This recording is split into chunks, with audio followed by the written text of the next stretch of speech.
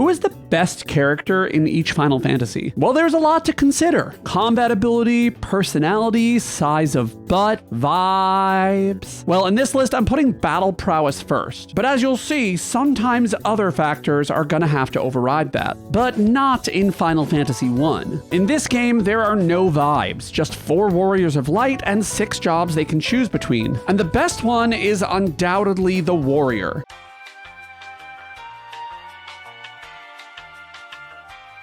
It starts out as the basic bitch class of the game, basically just able to whack stuff with a sword, and actually that's perfectly adequate since in order to kill stuff, you need to hit stuff. But eventually this class upgrades into the knight and gets access to white magic. And while this doesn't completely invalidate the white mage and white wizard, who gets stronger white magic and therefore better healing, it lets the knight serve 2 functions. And consolidation of actions is quite useful. The only analogous unit is the thief. The thief in this game though can't steal. And the upgraded form, the ninja, gets access to low-strength black magic. But the ninja doesn't really need black magic as they're going to be much better off just whacking, so the knight wins. But why not the white mage? Well, 2 reasons. First, take a close look at the white mage. This is the kind of person who visited the capital on January 6th, who asks, why don't we have white pride? For real though, they gotta wait until the level 6 spells to get anything offensive. All they can do is heal. So drink a motherfucking potion, bitch, and leave the white mage behind. Leave them behind. Yes, I said them. I'm standing my NBs in this video. Get on board. It's 2026. Now listen, this game kind of presents a problem, because if I just wanted to choose literally any protagonist, I could. They all do the same thing. So I'm just gonna focus on the guests who are actually able to do something without a massive grind. And the best built body bitch is Minwu. He's built like a white mage and he gets the Ultima Tome. And after he donates some capital, the party can use the spell. Is he really that good to play compared to somebody else? Not really. He's a badass, so he wins. And this video isn't that serious, so leave a hate comment if you want, but I probably won't read it. Sorry.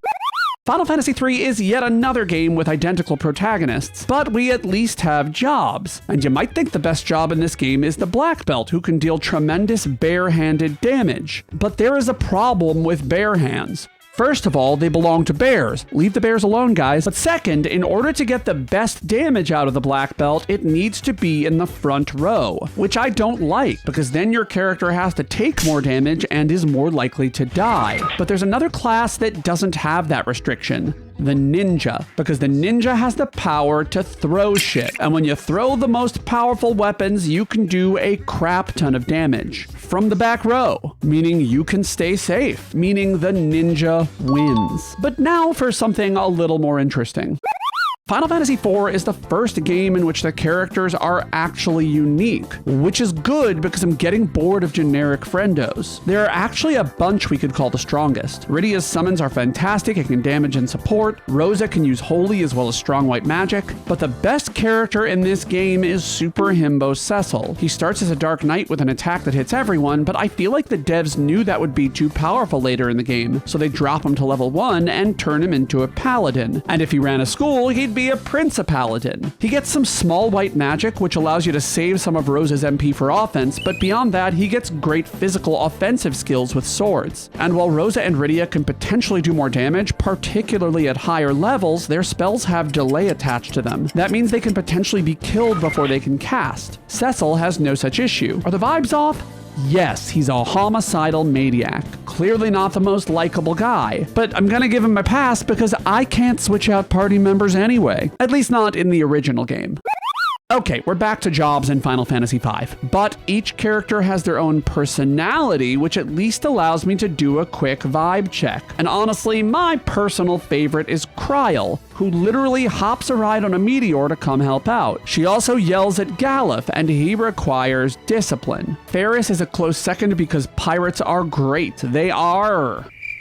But gameplay-wise, this game only has one best job, the Freelancer. Once you've mastered any job, if you transform back into a Freelancer, you get the stats from that job onto the Freelancer class. The Freelancer also gets the passive abilities from every job. So the Chemist's Alchemy, doubling the effect of every item, the Ninja's Dual Wield, which by the way is probably the second best job, and just about all of the other skills. Except Berserk from the Berserker, which kinda sucks anyway. But there's one more crucial ability the Freelancer gets. attributes. The ability to subscribe. Final Fantasy VI is actually more difficult. Magic does an incredible amount of damage in this game, but everyone's magic stat can be raised to maximum using espers. So if you're doing that, all you have left is abilities. Terra gets Morph, which massively increases her damage but has limited use. Sabine gets Blitzes, which are great, but the winner in terms of game utility is Edgar. Edgar has access to tools, and right when you get them, they can kill just about everything. The auto crossbow is some of the best area of effect damage in the game, and the drill just does absolutely massive damage, just like my drill. It's 14 inches around. Even the noise blaster can be great, causing confusion and temporarily disabling a ton of enemies. But once these novelties wear off, he can use some of the best weapons in the game, including the Lightbringer and the Ragnarok swords. And with these plus an offering, he can just do absolutely massive damage. That being said, everyone can do the work in this game, so I'd understand if you argue that Terra is better. She can use those same swords, and her Morph ability will just about double her damage. Also, she's prettier. But again, Morph is a limited ability, so I'm just gonna give it to Edgar, and you can fight about it in the comments. Oof, Final Fantasy VII is a tough one. Materia makes the characters very similar with two exceptions: weapons and limit breaks. In terms of limit breaks, I say Cloud has the best one. Omnislash really do go crazy. But if you're not going to only use limit breaks, weapons are hugely important, and the character with the best ultimate weapon is Yuffie. But why is it the best? Well, first, her ninja stars are long range. That means she can sit safely in the back row and take less damage. But second, the Conformer, her best weapon, does damage based on enemy level, and this means she's the most useful user of the Morph command. Everyone else takes a severe damage penalty when using Morph. The Morph command can help create some of the most powerful items in the game. You can get unlimited elixirs, gain the ability to breathe underwater and fight Emerald Weapon, and a third thing that I don't feel like looking up right now because I'm lazy. Two characters are in contention for the best damage dealer in Final Fantasy VIII, and neither of them are Squall because he's a wimpy little twink boy whose Lionheart is tremendous but unpredictable. But we support you, Diva. The other two boys, though, are more consistent and less bitchy. Irvine's shot can basically hit the damage cap every time, and under the right circumstances can wreck just about everything in the game. But not actually everything. Zell, on the other hand, is completely broken. His limit break duel can be used to one-round even the super boss Omega weapon if your fingers are fast enough, so Zell wins. Sadly, the ladies, while completely beyond all three men in terms of vibe check, can't match their damage input. Thus is the drawback of prioritizing charisma and president killing.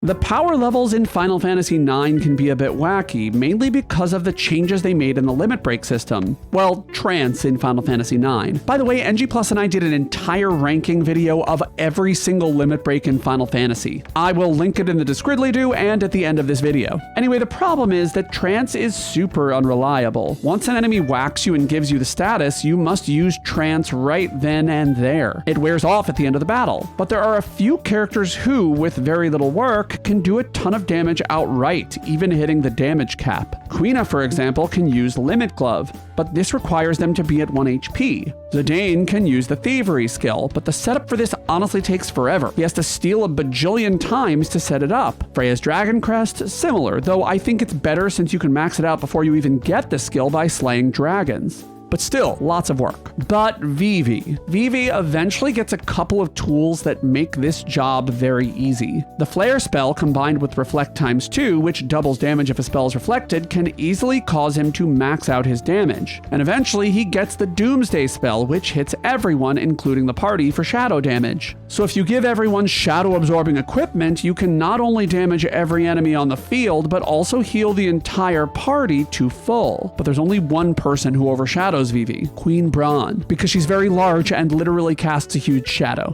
Yeah, Vivi's the best. There are two characters who could potentially be considered for best character in Final Fantasy X. And those of you who know me probably think that I'm gonna pick Riku. And Riku is legitimately incredible. Her mix ability literally breaks the game, changing the way it's played. You can make all of your characters do more damage, increase the rate at which other characters' overdrives fill, revive all characters, give them massive buffs. Seriously, this ability is completely broken. But small problem, it's an overdrive. And yes, you can manipulate things to make it far more available, but one other character has something that no other character can match. And that character is Wakka. But what does Wakka have that no other character can match? Racism. He has racism. I'm kidding, he sucks. Actually, it's Yuna, and Yuna is the best because of her summoning ability. First, the raw power of summoning is great. Yuna is often the only character who can hit the damage cap without help. But more importantly, the summons can act as damage sponges for attacks your characters can't survive. And yes, Riku can also help with this by using her overdrive. Okay, let me stop right there. It's an overdrive. Yuna doesn't need an overdrive. The end. Because I don't play MMOs, I called on my audience to help me out with Final Fantasy XI. 67 people responded to my Google form, and only 47 of them had something to say about Final Fantasy XI's best job. So if you hate how it turned out and you didn't fill out the form, you can't even criticize me. I did not make the choice here. It wasn't my choice, and you didn't vote. Vote, bitch! Second place, by the way, was the Corsair. If you said Corsair, make your case in the comments, because the first place went to the Red Mage. Because of their versatility, they're useful in all content of the game. They have white magic, black magic, and the privilege of sword use. Their versatility also makes them one of the best solo classes, particularly since the sub-job of Ninja gets you access to ninjutsu magic, including Utsusemi. This can cause the caster to dodge a single attack. And they also gain access to the Convert ability, which swaps HP and MP, allowing for near instant MP recovery. This could only be used every 10 minutes, but it decreased downtime markedly and made them preferred for healing over white mages in many cases. And apparently back in the Dark Ages, if you didn't have a red mage in your party, many people would just refuse to raid with you. So literally every character in Final Fantasy XII can do whatever you want if you just give them stuff. In both versions, no less. They're all the same. Which means this game is all about vibe check. Which means my choice is the hottest character, the coolest character, the character with the best Balthier. It's Balthier, guys. What I actually love about Balthier is that his role in this game is fascinating. He is seemingly unconnected to the political plot throughout Ivalice, but in fact, he used to be a judge, one of the ruling class, and he abandoned his post as judge to travel the world with a large bunny woman who always wears high heels. And just for fun, his father is the main villain of the story. But all of that aside, he has massive riz, and everyone in the game wants to taste his jizz. Gameplay-wise, the characters in Final Fantasy XIII are all either so similar in the end game or forced upon you in earlier parts that I think I have to go by vibes in this one. That being said, either Fang or Vanille is my vote for best combat character. Vanille gets death, the effect of which is obvious, and Fang gets Highwind, which does massive damage. But in terms of vibes, the character with the best vibes is Sazh. It's literally impossible to pick anyone else. He has a chocobo that literally lives in his hair. His entire motivation in the game is to save his adorable son, and he doesn't get caught up in the stupid, annoying, petty drama of lightning and snow as they fight for the affection of some girl who's such a special snowflake that she turned into a crystal, rather than show the mental fortitude to break up with her annoying, stupid boyfriend and tell her sister to buzz off. Is that victim blaming? Yeah. Does it accurately reflect the plot of Final Fantasy XIII? No. Is Sazh still the character in Final Fantasy XIII with the best vibes? Yes. Yes, he is. We return now to Google Form land, and this time we had a tie for first runner-up. The Pictomancer and the Paladin. Sorry if you're disappointed that they didn't win, but I didn't choose this. You did. Or you didn't, because you didn't vote.